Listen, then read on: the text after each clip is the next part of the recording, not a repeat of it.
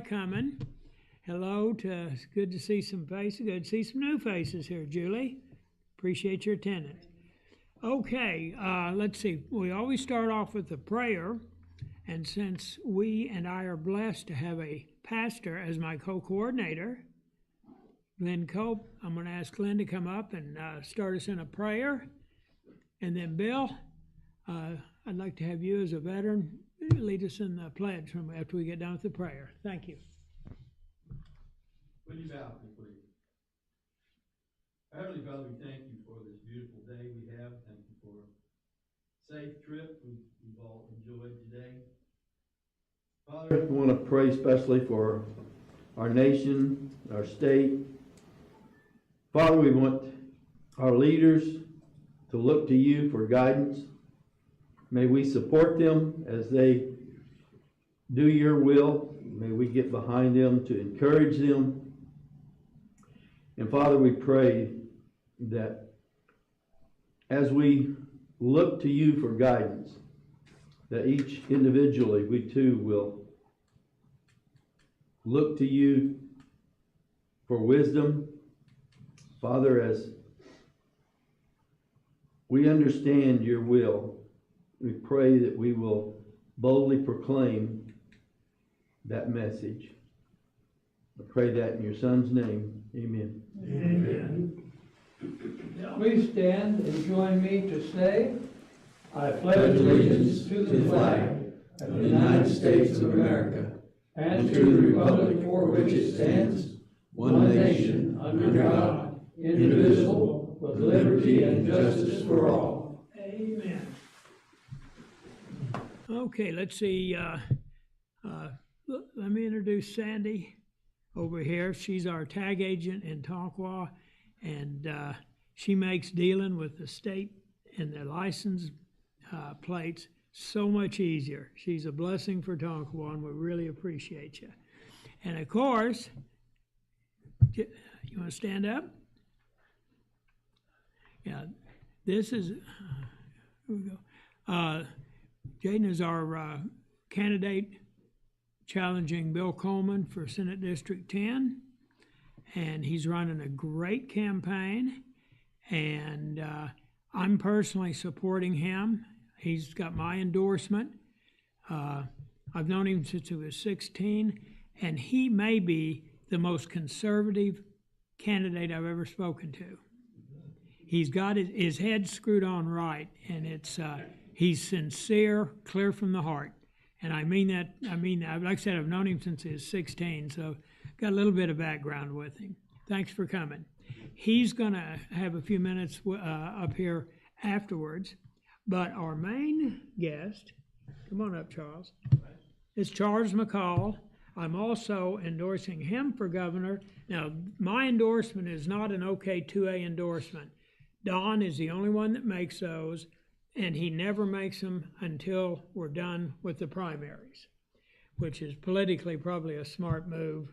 I'm not very politically smart, but Charles he was in the House for 12 years, and 8 years of those as the Speaker. That's the record, right, for any Speaker of Oklahoma history. And among other things, he's very conservative. He's been rock solid on all of our 2A legislation. He got A+ grades every year he was up there. That's as good as it gets for OK2A. Plus, he knows how the system works at the Capitol. He knows where all the buttons are and which ones need to get pushed to make things happen. I don't care if a governor is not an administrator and doesn't know how the system works, their administration is not going to get anything done. Charles can get stuff done, and that's exactly what Oklahoma needs. Plus, as I've been saying and praying for months now, in fact, join me in a short prayer. Dear Lord, hear me now. Anybody but Gettner Drummond, amen. So he's the guy that can beat Gettner Drummond. I knew that right off the bat, and that's why I've been supporting him pretty much since just a week or two after I think you Yes, announced sir. for the Yes, deal. sir. So let me tell you, folks, Gettner Drummond, he donated money to Hillary, to Keller, what's her name, Camel Toe, and Camilla. Yeah, my brain's been doing its best to block her out, and to Biden as well. And he's running as a Republican. Ha ha. So plus he's an arrogant whatever. The word starts with a P, and I won't use it in mixed company. Anyway, I'm going to turn it over to Charles. Now, if you've got any questions, ask him while he's up here. He's got a huge event to get to in Stillwater by 1:30. So I'm going to get him out of here early enough so he can get down there and impress everybody down there. They're supposed to have 39 candidates, they're saying down there. There'll be a lot there today. Obviously, not everybody's going to be getting them speaking. They're going to have tables where people can wander around and visit. Everybody will have table, and actually, I believe the only candidates that will speak today in Stillwater, because it's the Payne County Republican Yeah. Women's, Yeah. are only the female candidates running Oh. for office.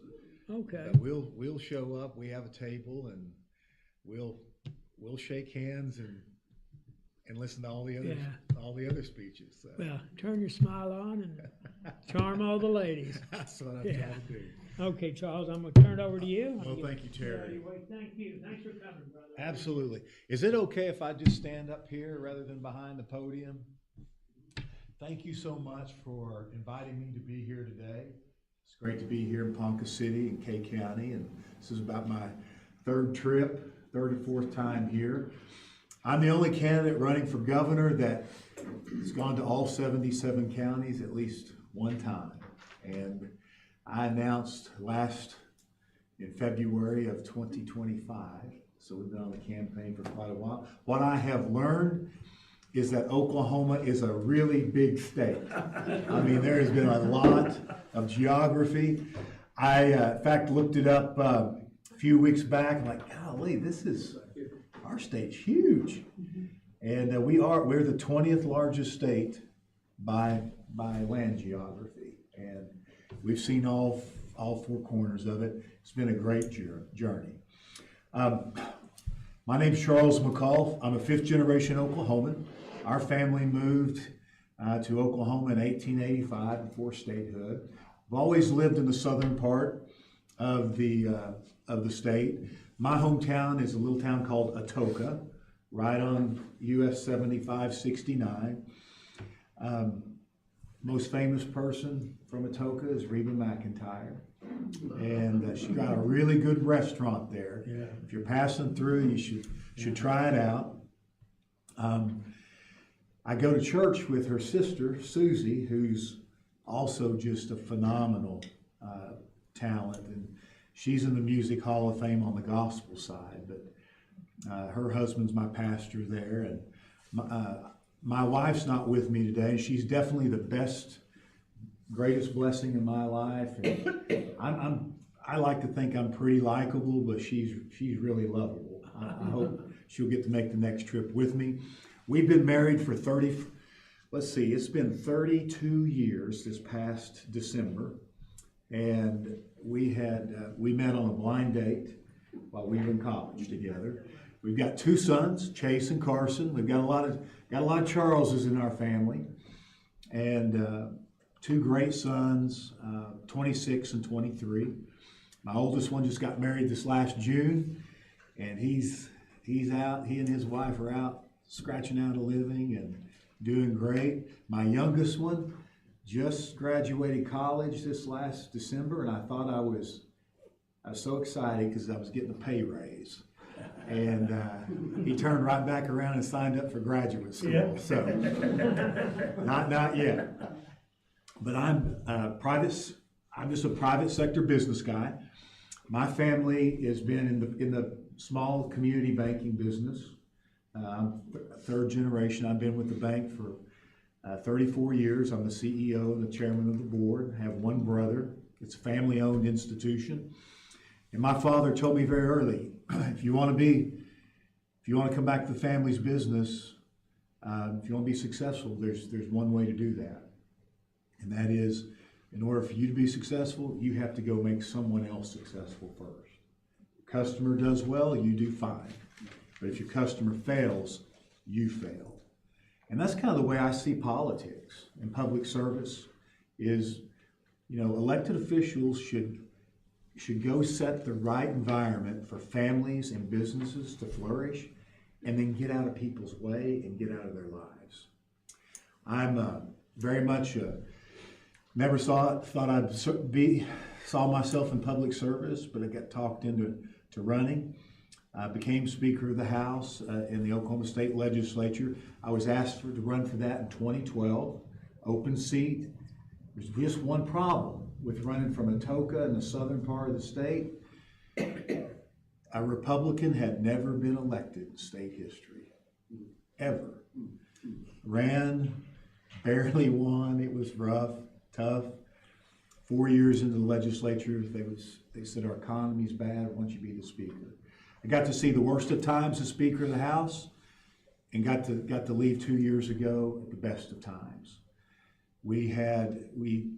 I took the legislature from the 16th most conservative in the country to the second most conservative. And if the Senate had passed my tax bill, we'd been number one. We got to cut and lower taxes on people of the state. We cut the personal income tax, cut the corporate tax, which I'm a fan of phasing out completely. The Senate would allow a cut. The House and the House Speaker wanted to eliminate it. We eliminated the grocery tax, the franchise tax, and the marriage penalty in our state. But more importantly, the greatest accomplishments were that we fought every day to protect and restore our freedoms and liberties in this state. Oklahoma is a conservative state. I passed constitutional carry. Had to pass it twice because Governor Fallon, in my first term as Speaker, vetoed it after session was over. We came back the next year when Kevin Stitt was elected, passed it again, and he signed it in the law. Proud to be a part of that. I authored and passed House Bill 1236, which was creating Oklahoma's mechanism to exercise its 10th Amendment rights under the U.S. Constitution. And let me stop and just brag on OK2A. Terry mentioned to you that I'm A+, have a lifetime A+ rating from OK2A. I'm proud of that. Only 4% of legislators earn that. I'm a member of OK2A as well. But OK2A is a great organization. That House Bill 1236 that I passed that had every Republican of the House of Representatives co-authored on it, it went over to the Senate and they refused to hear it. They refused to hear it. I go over and talk to the leadership. This is what the people want. This is a huge win. Why aren't you hearing it? We're not going to hear it. Guess what? OK2A, I let Don Spencer know this is where the Senate was, and OK2A showed up at the Capitol.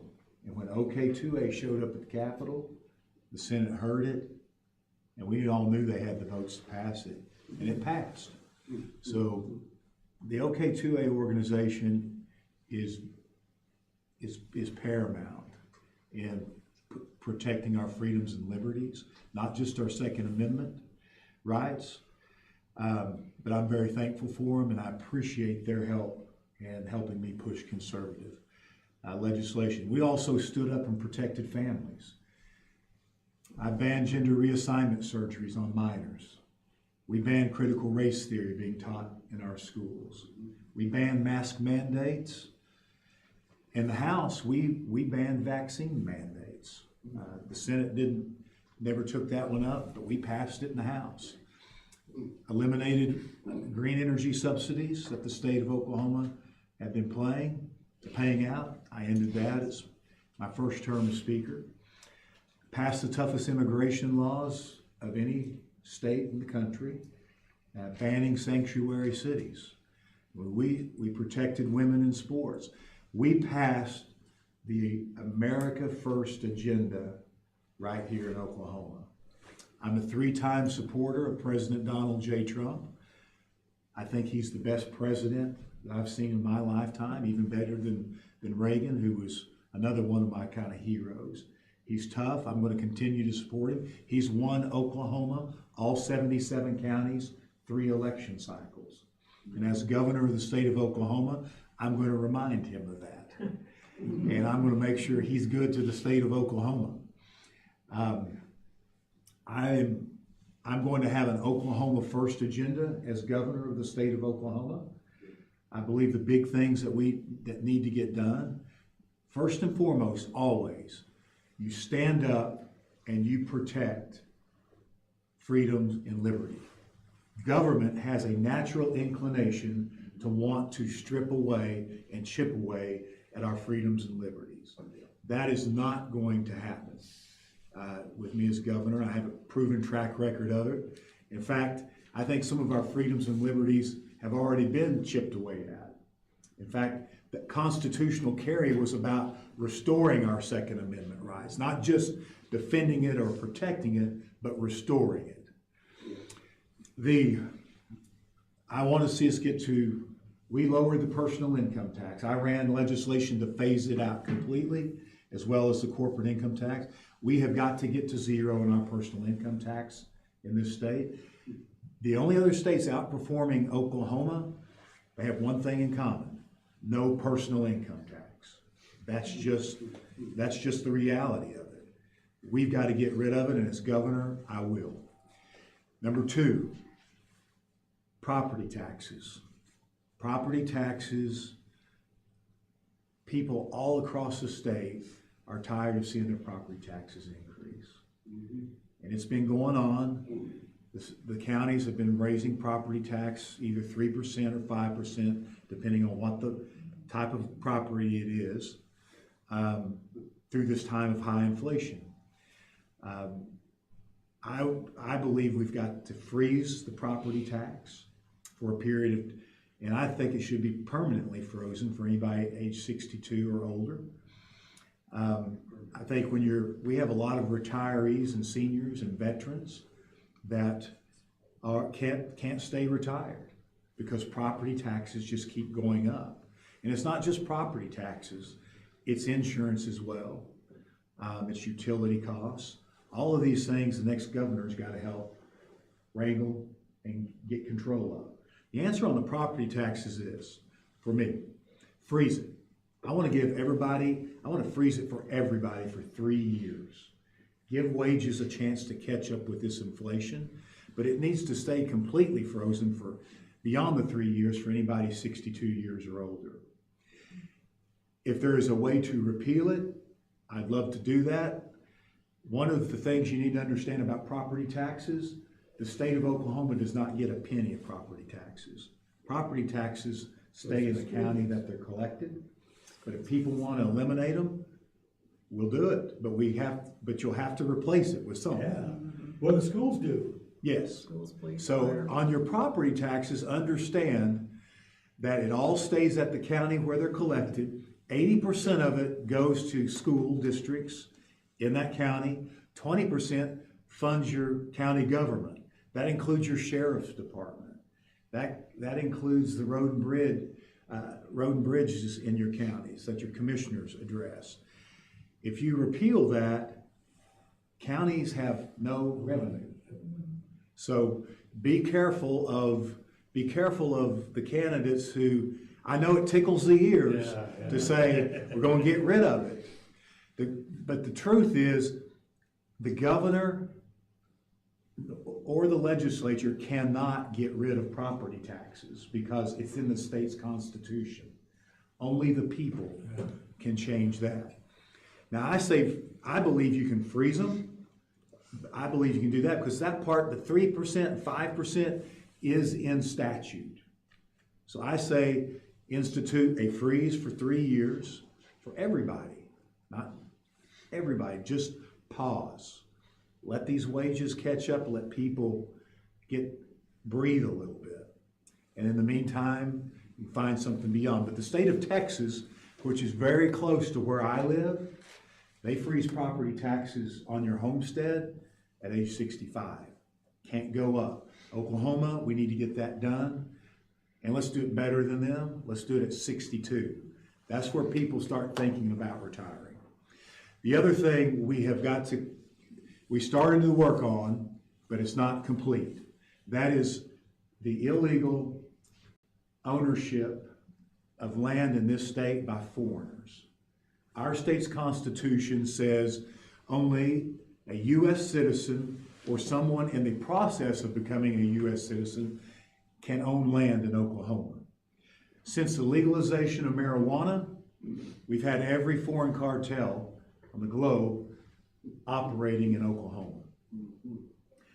And they own land, or somebody is holding land for them in an illegal manner. As governor, the solution's real easy. You find it, you seize it, and you just auction it right back off on the county courthouse steps and put it back in Oklahoma's hands. As governor, I'll find it all and we'll do just that. We got other things we can talk about on marijuana. It's got to be really. That's a bad law all the way around. Let me tell you, and this is one of the greatest things about this state's constitution, and it proves out that the power remains with the people, not the elected, is a provision that says the people of the state can bring forth by initiative petition laws that they want to pass and referendum petition on laws that they want to eliminate. That whether the legislature won't pass something or remove something, the people still have that mechanism and authority to do. But of recent years, we've had out-of-state interests coming in here and filing initiative petitions to put things to a vote of the people, put a little bit of money behind, what we would call a lot of money. $2 million is nothing to California. But they'll come in here, run some fluffy ads on the state questions, and boom, we get this far left progressive non-Oklahoma stuff passed here because the people are somewhat deceived. We have what's called medical marijuana. We have recreational marijuana passed and legalized in this state. We have Obamacare in our Constitution now, Medicaid expansion. We've got a state question 836, which was open primaries. I passed a piece of legislation back in 22 that said when these groups are out collecting signatures, that those signatures go to the Secretary of State, and 4 of the 5 pieces of information that are collected must match the voting record, or that signature gets tossed out. State question 836, open jungle primaries, California style primaries. They just turned in the signatures. They had to go through the filter that we passed in 2022. They didn't have enough valid signatures. So that scary piece of legislation will not be on a ballot this year for vote of the people. But state question 832 which is the California style minimum wage, $15 an hour that escalates every year afterwards by this CPI. We've got to get out and defeat that. That will kill every Main Street business in every city unless you're in the metro. We put another provision in. We passed it 3 times when I was in the legislature, in the House. The Senate passed it last year. But now going forward, there's another safeguard in there. Now the signatures, at least 10% must be collected on future initiative petitions from all 5 congressional districts across the state. No more can you just go to the Oklahoma City County State Fair or the Tulsa County State Fair or an OSU football game or an OU football game and collect the signatures. You've got to go everywhere in the state. And I think that's an improvement as well. We are a conservative state. People and these groups are going to continue to try to attack us here. That's why we have to have proven conservative leaders at these jobs. I will tell you, my promise to you is this: I will never lie to you. I will tell you the good, the bad, the ugly. You want to talk to me about voting record? I mean, happy, I'll tell you the truth on those things. I'm a Christian, and those are my values. I'm fortunate to grow up with two wonderful parents that had me in church every time the church doors were open. That's my value set, and I'll never embarrass you. I'm going to go out and I'm going to go be a strong leader. I'm going to keep Oklahoma's identity intact. I'm going to be conservative, and I'm going to listen to the people, and I'm going to make government work for you. I've seen it from the legislative branch, the executive branch of government. There's some things that need to be changed. There's some attitudes that need to be changed. It needs to be working for the people of the state. Day one, I will bring in every agency head of the state of Oklahoma and tell them this day forward, you work and your agency works for the people of the state, not the other way around. Thank you so much for allowing me to be here today. My name is Charles McCall. I want to be your next governor. I would be honored to have your prayers, your support, and your vote. As Terry said earlier, this is a really big campaign. There's plenty of candidates to choose from. This thing is going to go to a runoff, and I believe that it will come down to myself and the current Attorney General of the state of Oklahoma, who I do not believe is conservative. But be in prayer on this one. In all matters, keep me and my family in your prayers. But we would love to have your vote. God bless you. I want you to know I'll be available to you. This won't be the last time you see me. Terry will make sure of that. Yeah. Thank you for having me today. God bless you, and I'll stand to answer some questions for you. 1 second before we get to questions, I want to add something. You mentioned passing the law making it illegal to butcher children for sex change operations. Yes, sir. The ACLU, has everybody in here heard of the ACLU? You know their history. They sued to cancel that law. Gettner Drummond, our current Attorney General, backed them in that lawsuit. And that, to me, them butchering of them kids, that may be the most evil thing done in all of human history. In some ways, I think it's worse than killing the kids because they butcher them up and they've got to live with that. It's irreversible. Yeah, irreversible. They're cutting things off and cutting things out. And Gettner Drummond backed the ACLU. He doesn't give a damn about them children. So excuse me, but I thought that was pertinent. Yes, sir. Go ahead, Bill, you're up. Yes, okay, labels aside, conservative, liberal, California, all these things. Yeah. What can you do better than Drummond can do? Everything. Already have. Yeah. I mean, we passed the most conservative agenda. But it's a great question, and let me point out something. Every candidate that would come talk with you, they are going to have great rhetoric. They're going to make promises. I'm the only person in this race that has delivered on what I said I would do and delivered on the conservative outcomes. Amen to that. Nobody else has. They'll promise it. Terry just mentioned the Attorney General. He sided with the ACLU. I passed that bill with an emergency clause, which means it takes 2/3 of the House, 2/3 of the Senate. But when the governor signs it, it becomes law that day. And the AG, he sided with the ACLU and put a stay on it. That continued for another year that it didn't have to until it was fully adjudicated in the courts. And another one of the candidates in this race, Chip Keating, served on the board of University Hospital where that was being done and did nothing about it. That once again, everybody's going to talk a good game, but I'm the only person who has actually delivered on real conservative outcomes. Everything from protecting our freedoms and liberties, to protecting our children and our communities, backing law enforcement, and lowering and eliminating and lowering taxes. Thank you for the question, the opportunity to share that with you. Yes, sir.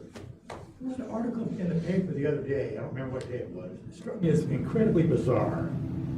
The way it stands now, when you go to register to vote, if you don't declare for a party, they automatically declare you an independent, which means you're not voting in the primaries. Well, now there's supposedly a bill that if you don't register for a party when you register, you won't be on the voter rolls. How's that gonna work? I do that. Once again, That means you're an independent, you just go vote, get the vote? let me, That cannot be. let me reinforce, I'm not in the legislature anymore. I don't know what they're doing. I can tell you in terms of election integrity or election security, Oklahoma, the Heritage Foundation has Oklahoma rated 7th best in the country. We're tied with another state.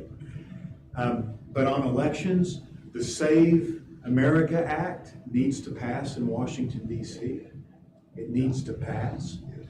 And there's more we can do to make sure. I had to kill a bill as Speaker of the House.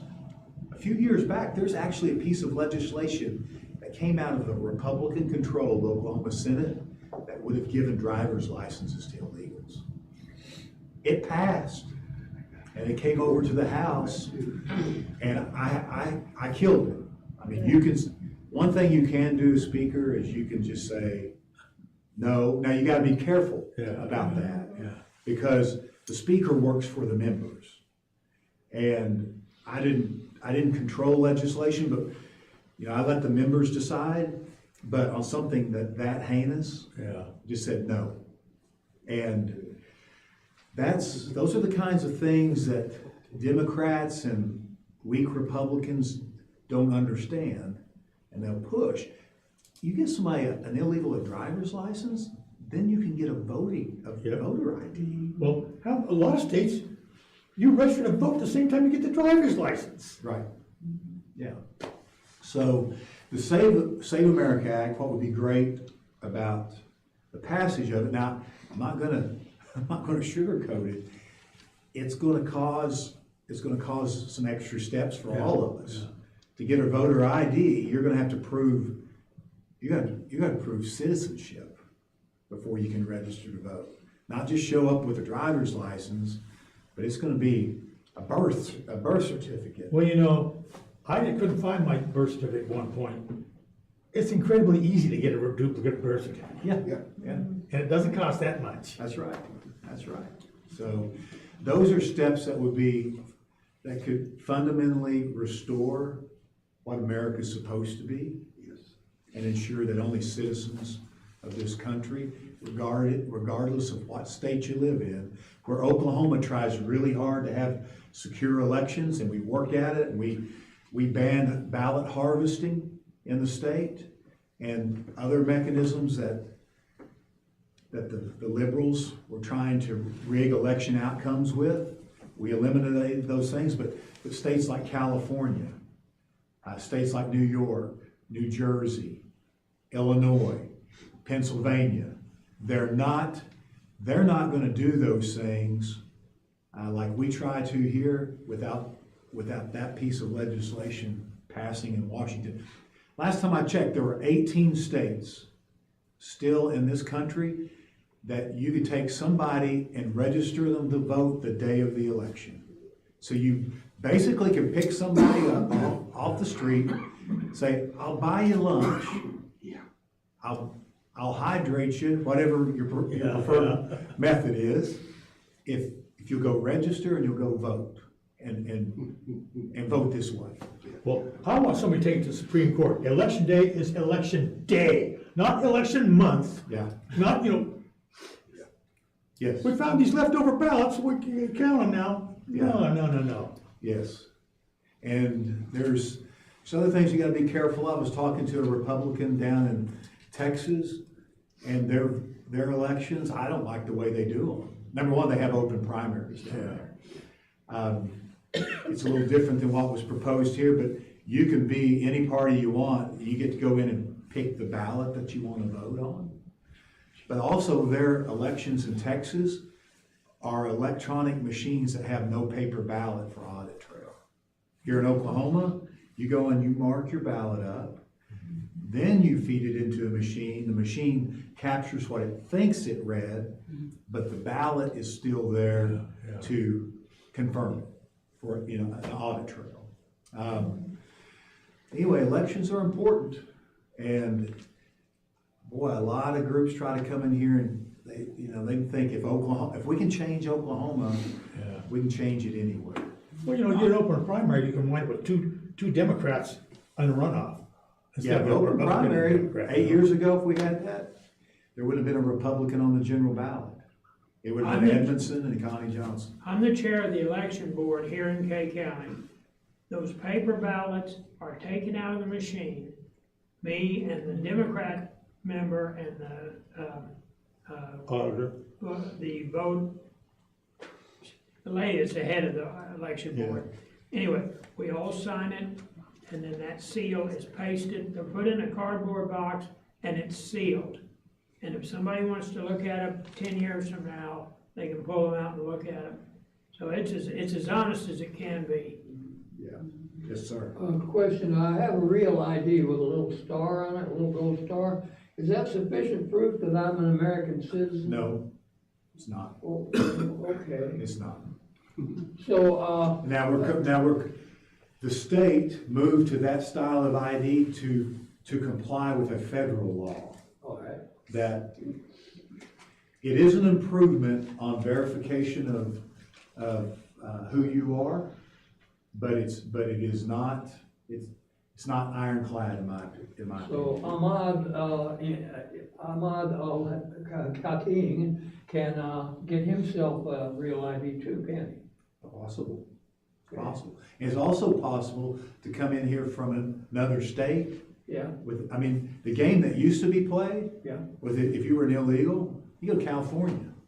You can get an ID in California. They issue them. Real ID?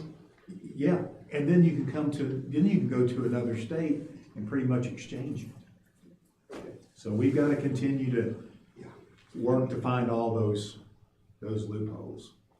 Well, I don't doubt there's illegals out there with a whole pocket full of IDs, Well, and there's just ways to exploit it, and without the Save America Act,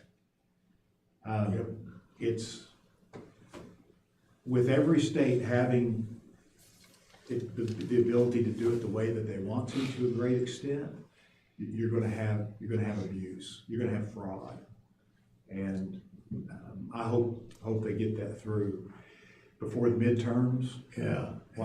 While we have both the Senate and the House. Yes, ma'am. And I hope this is okay to ask Terry. I'm not real sure. I know you're real short on time.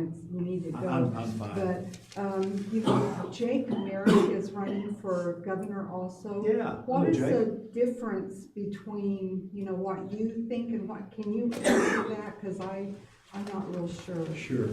I know Jake. I consider him a friend. He and I served together in the legislature. He was a senator for a couple of years. I was over on the House side. At the end of the day, he's a good guy. Jake and I were at a forum in McCurtain County earlier this week, and I sat next to him at that forum. He's a friend. He's somebody I would definitely love to work with in the future. I'd say we're kind of similar. Both Christian guys. And, the bottom line is, I like Jake. I'm the only one that can beat Drummond and get into the runoff. That's good. And that's it. But I don't have anything negative to say about Jake. I really like him. Oh, cool. And Charles can get stuff done at the Capitol, as I mentioned when I introduced him.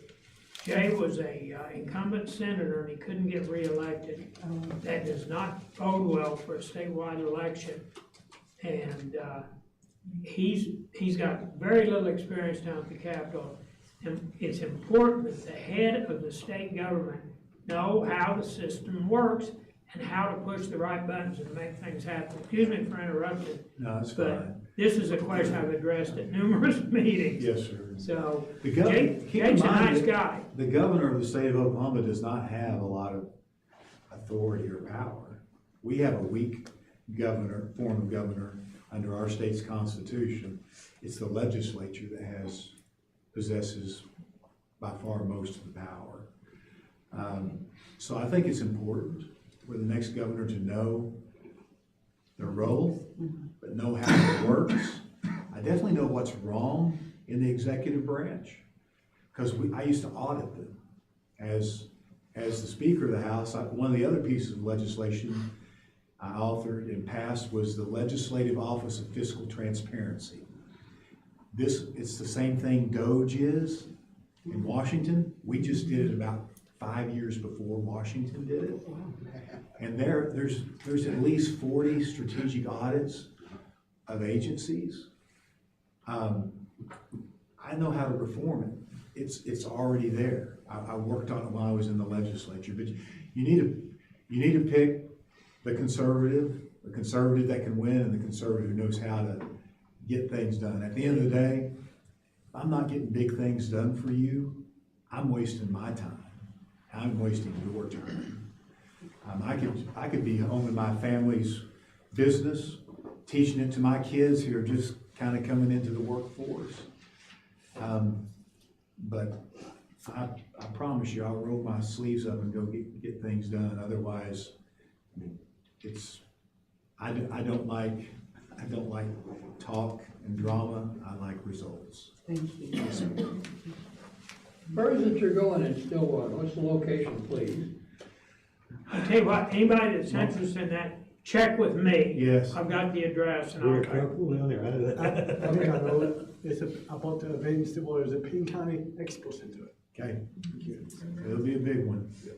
It runs from 1:30 to And I'm 6. glad I get to talk with you here today, because I won't get to talk with you there. They're not letting all the candidates speak, but it should be a big event. Now, check with me after the meeting, I'll give you. Will the minimum wage affect all of Oklahoma or just government workers? All, every person. That means every business will have to set a minimum wage.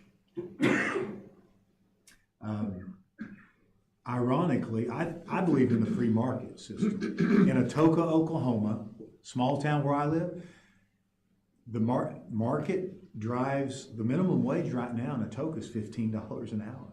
You go to work at McDonald's, they pay $15 an hour. But that's what the market, that's what it demands, just by supply and demand of what labor's available. There's no one in our family's company right now, even the newest frontline person that makes less than $15 an hour. We don't need this minimum wage. It's already, the market will drive that, always will. But when you start putting mandates, especially on small businesses that escalate over time, you will it pushes the small businesses out and leaves only the big corporations. And without the small businesses, the big corporations will never keep their pricing in check. That's when gougings really can happen. We tend to confuse minimum wage. Are there any state banks in Oklahoma? State banks? Yeah. In terms of state chartered or like owned by the state? State chartered, not federal. Yes, I'm one of them. My family bank is state chartered. You get it, if you're a bank, you're either a state charter or federal. If you see a national in the name of the bank, they would be a federally chartered bank. We're the Ameris State Bank, so we're state chartered. And so the State Banking Department of Oklahoma oversees us plus one federal regulator. but you're not FDIC. Yes, we are. You are? In order to accept for deposits, a bank that accepts deposits from people must be FDIC insured. Well, then you're a federal bank. Well, I'm as state as I can be. Yes. That's what I wanted to know, was Yeah. whether it's strictly in the state or feds had anything to do with it. They do. I do have, if you are a state chartered bank, every bank has two regulators. But a state chartered bank gets the state of Oklahoma and gets the FDIC, unless they are a member of the Federal Reserve. That becomes their federal regulator. But if you are a nationally chartered bank, you have two federal regulators. You have the OCC and the FDIC. Boss, I think we've got time for one more question. Yes, sir. It's a good question. It's about my hometown of Ponca City. Yeah. This town needs to start electing conservatives. Me and both Nick and Volkers of the vice chair of the county, both of them, and we got beat. But we need to bring the new generation back to Ponca City, and we need to have a bowling alley. When you was mayor, what compared to your hometown in my Ponca City, what is your view on fixing cities to bring back Thank you for the question. to reading people? First of all, let me start with this. 95% of the geography of the state of Oklahoma lies outside the greater Oklahoma City and greater Tulsa area. It's about time we have a governor that starts paying attention to all areas of the state. Politically, I'm going to support those candidates that are conservative. I'm going to come back and talk with and stay connected with this organization as well as others across the state conservatively. But I'll work to help you do those things that you see that are important for your community and for your counties. But I'm going to make sure that state government doesn't just focus on Oklahoma City and Tulsa. And I've certainly noticed that when it comes to the Department of Commerce and some of the other agencies in the state. I do think to a large extent, you start getting into economic development and some of those things, the best decisions are the ones that are made locally. There'll be things that might be opportunities here, but you might not want them. I'm not going to force them on you. I'm going to work with you to find what it is that you need, what you want, and go try to help facilitate those outcomes for you as well. So, but let's keep things conservative. That's just we got to be careful not to stray away from our conservative values. There's a lot of it's not the what as much as it is the how. Yeah. The how is what's so important. And there's always a conservative way of doing things. And that's what we've got to focus on. Thank you all so much. God bless you. You bet. I'll see you in Stillwater. Take care, Charles. I will. Have a good one. Thank you, Terry. Safe trip. Thanks again for I coming. will. Thank you. Yeah. Good to see you. Thank you. Thank you for the question. Ma'am, Thank you for coming to Ponca. Yes, lovely place. Good luck to you. I'm gonna remind you, you signed up for it. I did. We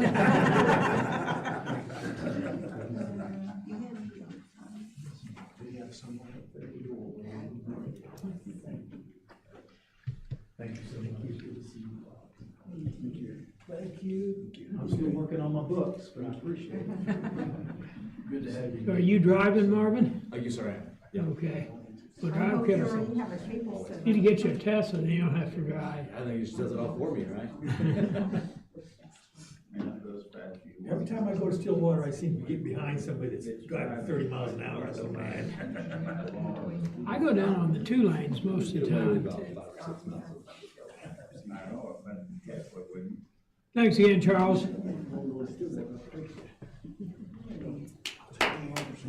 Yeah.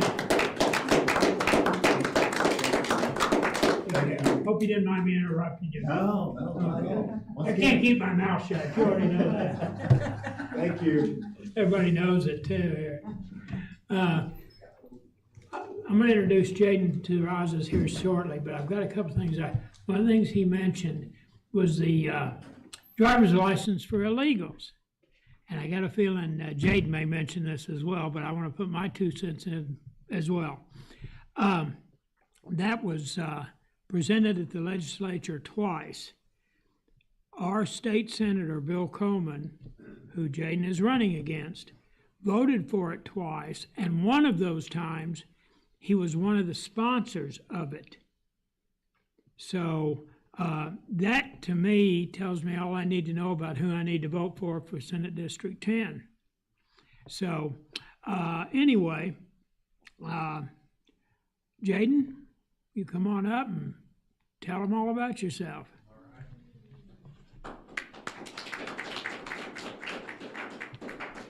Thank you, Terry, and good to see a lot of you again, and some new faces and some familiar old faces too. I think if you noticed a theme in Charles' remarks about how the legislature works or doesn't work, a recurring problem is the state Senate, not the House. And if you look at the national politics, then you see the same trend there, where they have a majority and supposedly all Republicans, but we can't seem to get anything done ever. And it's normally because of a few heads at the top. And that's no different in the Oklahoma State Senate. Right now you have 3 senators in Republican leadership that are kind of the who's who, and that's Lonnie Paxton, who's the pro tem of the Senate, Julie Daniels, who is the majority leader, and then Bill Coleman, our senator, who is the majority whip. And the bills that come in and out of the state Senate or don't go out of the state Senate get decided by those 3 people largely. Why we don't have the most conservative bill passage in the country with a supermajority in both houses or both chambers is because of those 3 people in the Oklahoma State Senate right there. Same reason we have that problem in Washington as well, because of John Thune and his subordinates. When I entered this race back in September, it wasn't to get rid of Bill Coleman, it was to offer an alternative named Jaden Terrazas. If that makes any sense. It wasn't an anti-Bill Coleman campaign, and it still isn't. It's a pro-Oklahoma, pro-Jaden, pro-America campaign, because I think it's important that the next generation starts looking at what we're going to inherit and seeing that it's not anything to write home about. And I'm going to tell you about something called a fix everything button, and that is mass deportations. It may sound funny coming from somebody with the last name Terrazas, which happens to be Spanish, but I'm an American, and my family is American. And there is nothing more important than keeping America reserved for Americans only and Americans first. And right now, if we continue on our current demographic trend, in 10 years, you as an American will be a minority in America. And when I look at myself as a 26-year-old, and then I look at my nephews as 1, 3, and 6-year-old, that's a problem, because they'll be going to school, they'll be going to college, they'll be working as minorities in a country full of invaders by that point. And I don't want to live with that. So the options are roll over and serve your self-interest and build a career or a home or a family of your own and just do this, or get involved and try to fix it while we still can. And I really believe we still can fix it. Like I said, I'm only 26. I went to school all 18 years here in Ponca City. That's where I met Julie. I actually worked in the office at the high school and was Ponca City FFA president, student council vice president, and Boise State governor, and then went to Oklahoma State, studied agricultural business pre-law, was president of my fraternity down there for 2 years, worked part-time the whole way through. Speaking of minimum wage, my first job was minimum wage here in Ponca City, working for the Lou Wentz campground as the maintenance guy, and that was a whopping $7.25 an hour, which even in 2015 was not a lot of money. And so I did it for 2 weeks, and then said, you know what, this kind of is not good. I'm going to go push a lawnmower on my own time. And that's exactly what I did. And I built a small lawn care business and ran that for 6 or 7 years, all through high school, all through college, paid my expenses in college with that, and worked part-time at the university's cattle feedlot, which was not the most fun job in the world if you've ever smelt a feedlot, but it paid the bills and it let me do what I wanted to do. And then graduated during COVID. I don't know if you remember how that time went, but the job market wasn't great, especially for 21-year-olds with no experience and a degree in agriculture.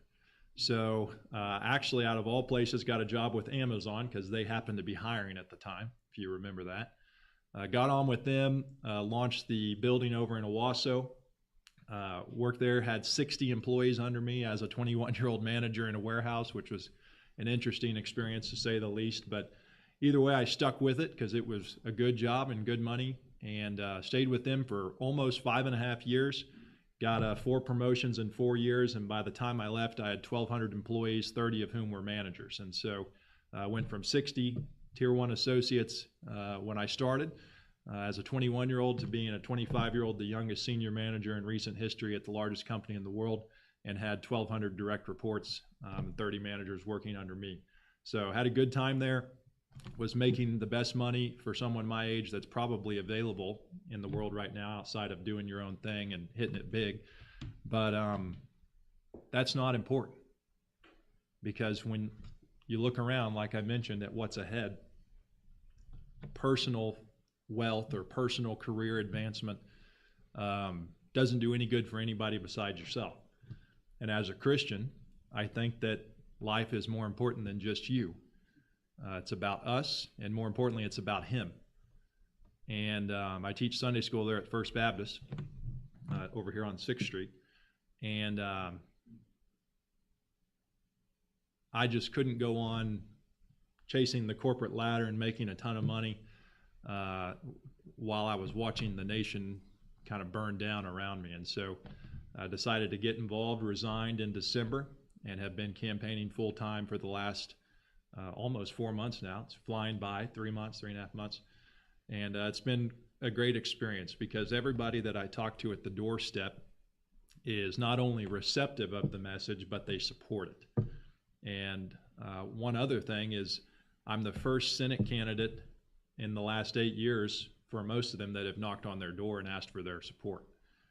And so I'm not saying that to brag, I'm just saying that to expose to you what your current senator hasn't done, which is actually get out and talk to his constituents, his bosses, frankly, because that's how I view it.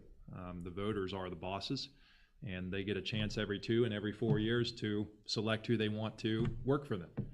And I promise you that I will work for you as your senator, because I didn't exactly have it bad off with what I was doing before. I'm not doing this because I'm desperate. I'm not doing this because I need the money, because there's not great money in this unless you do it wrong. And I'm not doing this I'll be honest, I am doing this to serve self-interest.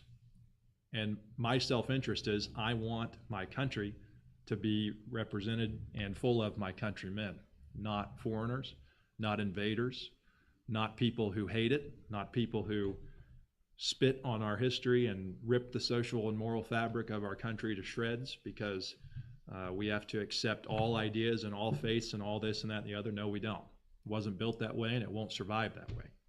So I am self-interested in doing this, and that is that I want my nephews and ideally my children one day to inherit a country that's working for them in the way it should. And I'll share with you a quote that kind of has stuck with me throughout the campaign, and it's from Thomas Paine, if you know that guy by any chance. And his quote is, I prefer peace, but if trouble must come, let it come in my time, so that my children can live in peace. And that's the way I feel about it. And luckily, we're to the point right now where it's not exactly peaceful, but it's not guns in the streets either, right? But it could be very easily. And I promise you, because conservatives are the way we are, we will not be the first ones to fire a shot, as has already been shown with the death of Charlie Kirk and the attempted death of Donald Trump, a few times with him. So I bring all this to you to show you a little bit about myself and where my heart's at with this mission. I will tell you a little bit about my opponent, just because he is our senator and your senator right now. If you live for the district, for those of you who don't know, it's Ponca City, Tonkawa, and Newkirk on this side of the map, and then everything in Osage County. So if you're an Osage County resident or know anyone that is, they are in Senate District 10. It bleeds over into Tulsa County, a little bit in Sand Springs, a little bit in Collinsville, a little bit in Owasso, and I think that's pretty much all of it. So it's a massive district. We've got a lot of people in it from a lot of different towns, and a lot of them are small towns. You know, Ponca's a small town, but nothing like Hominy, Oklahoma, or Barnsdall, America, or anything like that. So we've got a lot of great voters in those areas that have never seen their senator, because he has used Ponca City to get elected, and it worked. So, you know, props to him for that, but it did work. His voting record, as Terry brought up a little bit of it already, voted to give illegal aliens driver's licenses, not just once, but twice. For me, that's a non-starter, right? You can't support a Republican in Oklahoma, of all places, who does something like that. Secondly, if you're aware of flock cameras or automated license plate readers that take pictures of your car when you're driving, or basically the foundation of a surveillance state, he not only supported that, but was the author of the bill to place those cameras on Oklahoma state highways. Not just on the toll roads, on any state highway that wanted to have them, to put that to surveil the drivers of the state of Oklahoma. It's the way to give tickets without having a cop around. Well, and that's, you know, if that's all they want to do, that would be nice. But I think they want to do a lot more than just write tickets with it. So he was the author of that bill. Currently, in this legislative session right now, he's the author of a bill to pay residents of other states to move to Oklahoma because our rural communities need it. Well, let me tell you right now, I don't want anybody from Washington or California or New York, or frankly from any of the other red states, cities, to move to Oklahoma because we're going to give them $5,000 and then in 3 years they're going to pick up and leave, but while they're here they're going to vote like they did where they came from. We don't need that.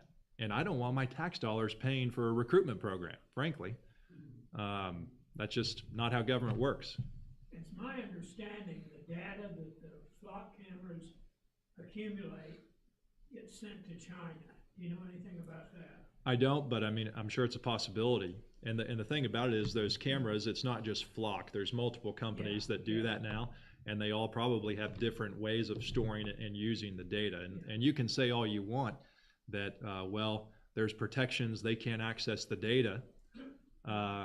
Iran just hacked the personal account of our FBI director. Yeah. So no data is safe. It doesn't matter where the data is stored. It could be stored in my basement for the Oklahoma flock cameras, and it wouldn't matter because Iran just hacked our FBI director of all people. So if he can get hacked, anybody can get hacked. That's where Hillary kept all the data, was in her basement. Exactly, Yeah. until she used bleach bit and got rid of it, and some hammers. But Yeah. anyways, with Coleman, what you get is whatever the State Chamber of Commerce wants, whatever the lobbyist groups want, whatever the special interest groups will write a check to get him to support.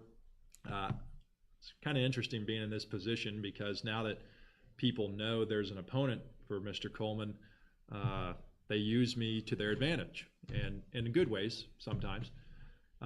So I had a guy call me this week. He is an amputee, so he has a prosthetic, and there was a bill going through the Senate in the last week or so about beefing up insurance protections for people that need prosthetics, right? You know, who could be against that? I don't know the details of the bill. I haven't talked to my policy guy about it in detail yet, but nonetheless, that bill went through the, I think it's called the Insurance Committee or something like that. Coleman might be the chair, but I know he's on it. And that bill passed that committee unanimously. 8 out of 8 votes. That bill, good to go. But then there's a meeting with Coleman and a lobbyist and the representative from this amputee group or prosthetic group. And next thing you know, the bill is dead in the water. Well, it already passed unanimously out of the committee, and Coleman was on the committee, so he voted for the bill. But then you meet with a lobbyist a little bit later, and next thing you know, he strikes the title of the bill to delay it, and now it can't get to the floor. Something that passed unanimously out of a committee he was on. So it's another example of doing what the public sees in a conservative way, and then working tirelessly behind the scenes off the record to make sure that stuff doesn't happen because his bosses don't want it to.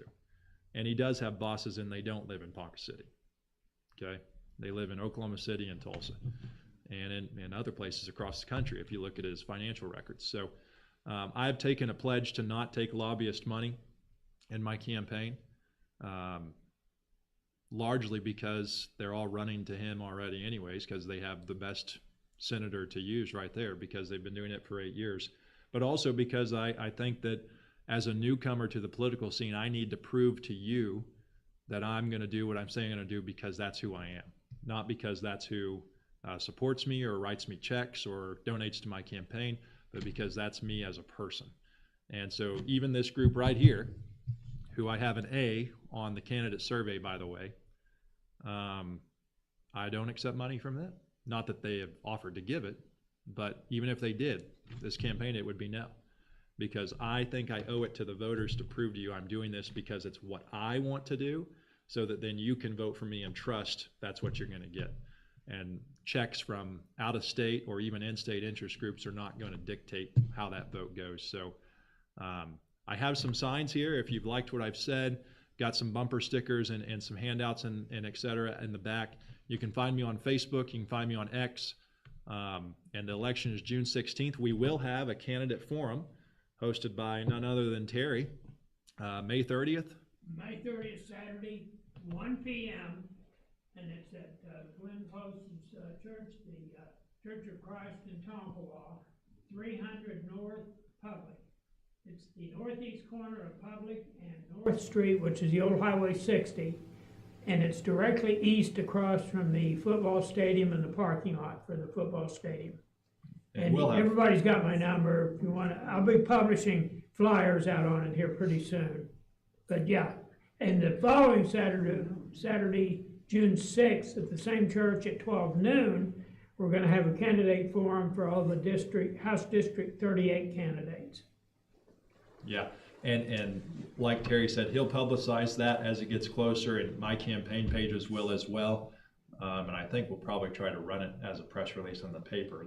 They're not very conducive with getting my stuff published, but well, I can get it. I can get it in Tonkawa and the Ponca City paper for sure, and maybe Blackwell and Newkirk. Okay, and then also on May 8th, we'll have another one hosted by the Ponca City Chamber of Commerce. So that's a little bit of his home crowd, which is fine. You know, I'll show up and talk. Doesn't bother me.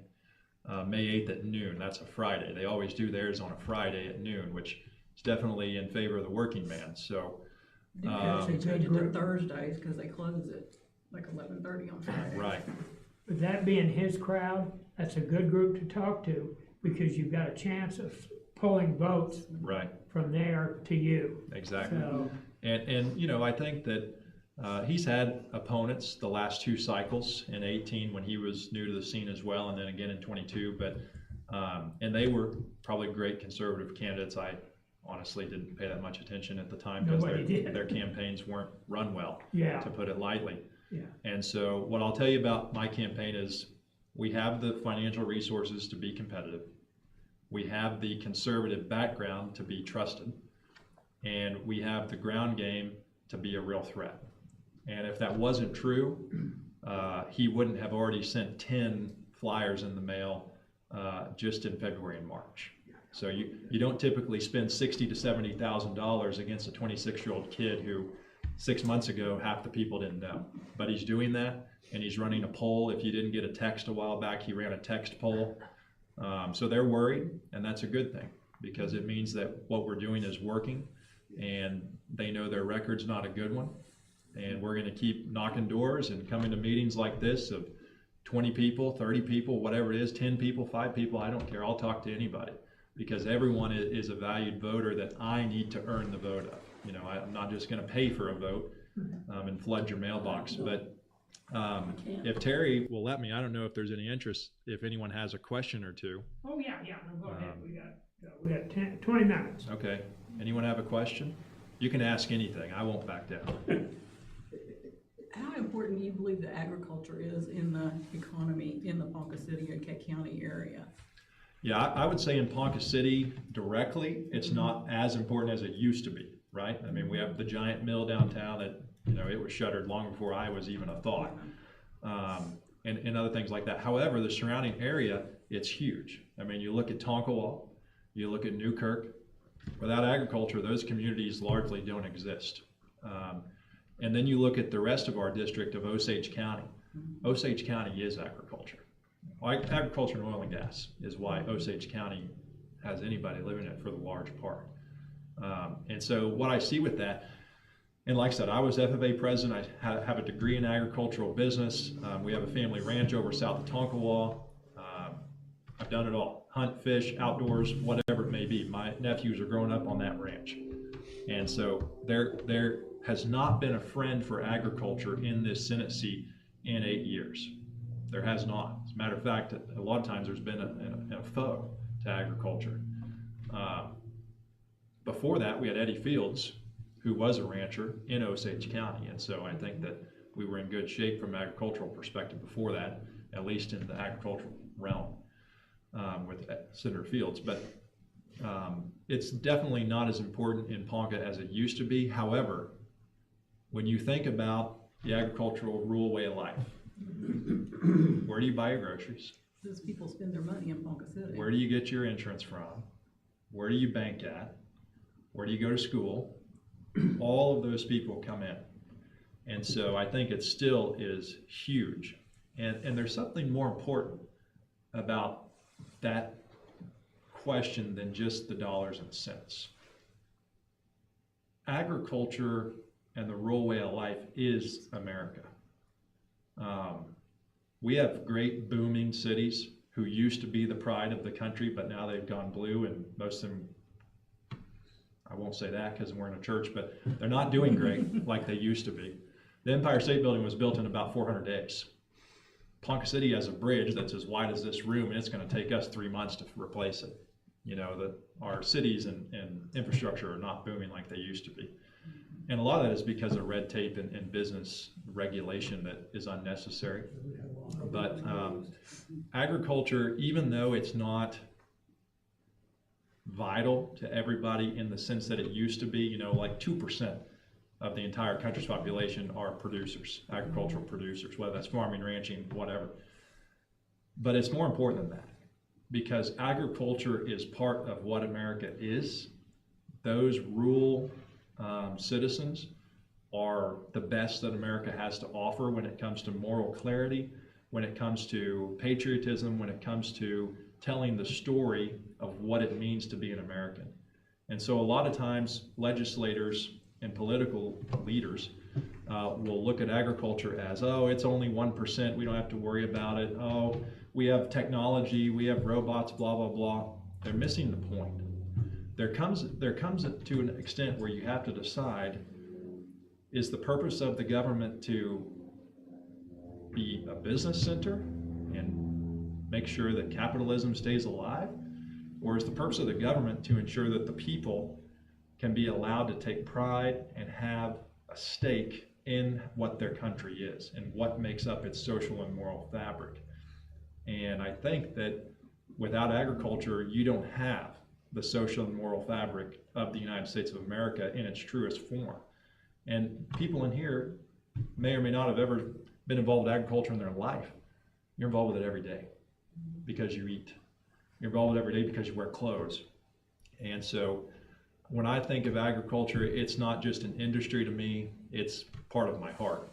And that doesn't mean I'm going to bail them out, because I do believe in business to an extent.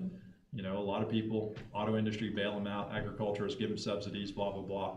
The real problem there from a financial perspective is all of the tax credits and subsidies that go to the suppliers like John Deere and Case and Massey Ferguson, where you have $1 million piece of equipment and it's like, that doesn't cost $1 million to make. Why is this $1 million?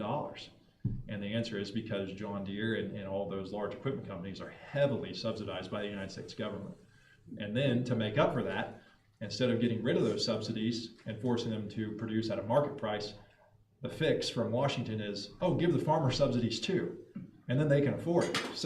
So it's more of our money going to this place, and then because that caused a problem, it's more of our money going to this place to equalize the problem, when the real solution is just quit giving the free money away. So thank you for the question. Thank you. I don't know much about the details of the oil and gas industry, although I have worked in it, but it's pretty big for us. What are your ideas about oil and gas and prosperity? Yeah, I've actually had the opportunity to talk with a lot of our oil and gas people over the course of the campaign, and more importantly, the small oil and gas people, the independent producers, as they are more commonly called. And they're not asking for handouts. Similar to a lot of the farmers and ranchers, they're not asking for handouts. They're asking for a fair shot. Because what Oklahoma City tends to do is give incentive structures to large companies because they want the bright shining prize. You don't go out and shoot a spike and mount the spike. You go out and you want a 12-point trophy buck and you want to mount that. Well, that's exactly how the legislature tends to think when it comes to businesses. They don't want 24 small businesses to move in. They want that one corporation to come in and add 2,000 jobs in their district.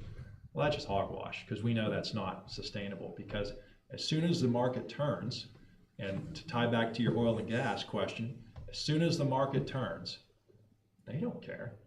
They fly. They go south, or they go to the coast. Devon Energy.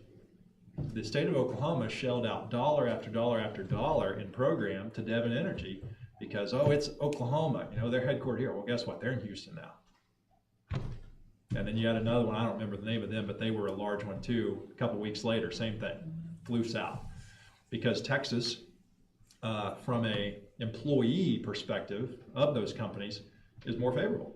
There's no income tax, insurance is not as high, and so they go to states where it's more favorable for their employees because then it's cheaper for them as an employer. And so I think the biggest thing we can do for the oil and gas industry is the same thing we can do for any small business, which is cut the red tape and quit giving the big guys handouts. The big guys don't need handouts. Oil and gas is here. Like it's not going anywhere. It's under the ground here. If they want to come here and get it, they're more than welcome to, but so is the guy that lives 2 doors down from. And so I think the biggest problem is we've got to quit catering to large businesses because we want that really big fish, and just say, no, we've got plenty of friends and neighbors here who, if they had the opportunity and the structure within the system to do it, they would do it. And I just think that, again, it goes back to my overall philosophy of government is it's not the government's job to attract or to subsidize business. It's the government's job to ensure that nobody gets in the way of being able to run the business the way you want to. And so regulation, again, and President Trump has been the best president ever for getting rid of business regulation at the federal level, but the state's just as bad. So there was a bill, can't remember the year exactly, it was in the last 10 or so years, that required oil and gas companies to go back and plug any of their old wells that they weren't currently using. I don't know if it sounds great or not. To me, I don't know why the Oklahoma State Legislature has any interest in that. If it's not gushing oil onto the ground, what's the big deal whether it's plugged or not, whether it's active or not? Well, they passed that bill to go out and do it. So now, I think after X amount of years, if you don't actively use that well, that small producer has to go in and plug it. Well, if you know anything about oil and gas, when you go to return that well to service, astronomical higher cost to return to service now because it's been plugged. Whereas before, you could have just left it as an active wellhead and not have to worry about it until you're ready to go back. So little things like that where it's like, why does the state legislature care if it's not causing massive, environmental issues? Like, what's the problem with that wellhead just being there? And all that does is for the little guys make it harder to exist. And for the big guys, they don't care. They'll pay for it overnight with one new well. It's no big deal for the big guys. Coming from the largest e-commerce company in the history of mankind, I know how it works from the inside, from the big guy's perspective. We don't care about everyday cost. We'll make up for it. We have the long-term vision. We don't care. We can afford it. And I say we, I'm not with them anymore, by the way. If I lose the election, I might have to go crawling back, but I'm not with them anymore. And What do you so, do now? campaign. Okay, So full time. I'm living off of, God has blessed me from an early age with wisdom about money and being smart and safe with money. And so I've been able to live off of savings and partially fund my campaign for the last 3.5 months, and will through the end of it, without having to work, because we've got a lot of voters and a lot of doors to knock on, and just doing it on the weekends would have never given us a chance. So I decided that I've got to do this full time. Resigned, got my last building through the Christmas season, because as you can expect with Amazon, that's pretty busy. Got them through that, and then resigned and went straight to work campaigning at the end of December and then into the rest of this year. So yeah, right now I'm unemployed. And it's up to you all whether that remains or not. So You're employed, you're just not getting paid. Right. You're campaigning. Exactly. You're spending money instead of earning it. And somehow, Needs a job. yeah, I haven't made a dime in the last 3.5 months, and somehow my credit score is still really good. If that tells you how worthy the credit score system is. I haven't made a single dollar, and yet I'm still over an 800 credit score. So some problems with that as well. Any other questions? All right. Well, thank you, Terry, for the time, Sure. and thank you all for coming. Yeah. Has everybody else gotten those mailers from Bill Coleman? Oh, yeah. You got Been another like one today. 6 You or haven't 7 of checked. them. About half of those, look on the, if you've saved them, some of them are paid for by Bill Coleman's campaign. About half of them are paid, Blue Stem or? Oklahoma Blueprint. Oklahoma Blueprint. So it's some dark money source are paying for about half of those. I want to mention one thing. Like I said, I knew him when he was in high school. When he graduated, and I heard he got a job at Amazon, I thought, oh no, he's going to get that liberal woke mind virus working at Amazon. Boy, was I wrong.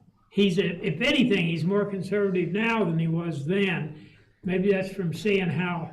That's exactly how you see it. Yeah. Well, it's just like the same old thing with a Republican from Oklahoma compared to a Republican from the deep blue California.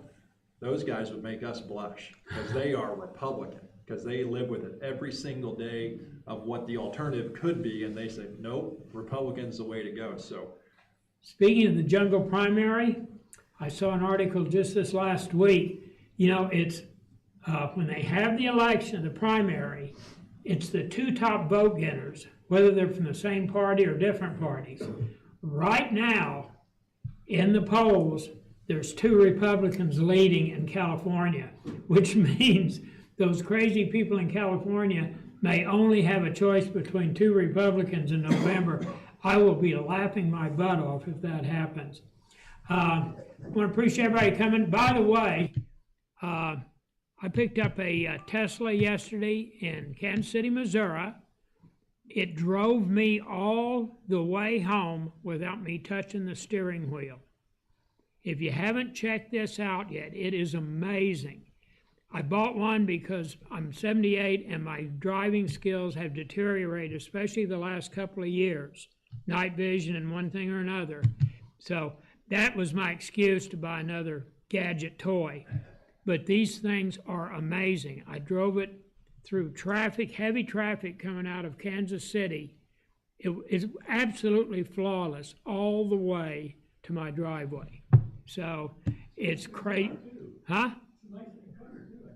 Yeah, well, it's got 2 chips in it. It's got a main chip that does all the work and a backup chip. So if one fails, it goes to the other one immediately. Elon Musk is our century's Leonardo da Vinci. And he's changing the world. His whole organization is vertically structured. Within a few years, anything he needs to manufacture or carry out any part of his businesses, he will have the supply internally. He won't be going outside to buy chips or anything. The guy's amazing. But I'll tell you, And they're coming out with an update on the software program here in the next few weeks. It's 14.225 now, and it's going to be 14.3. But anyway, I think you've all got my phone number. If you got any question about it, if you want some information, if somebody wants to go I love taking people for a ride in it because it's just so amazing. And it's much, much safer than me driving the car.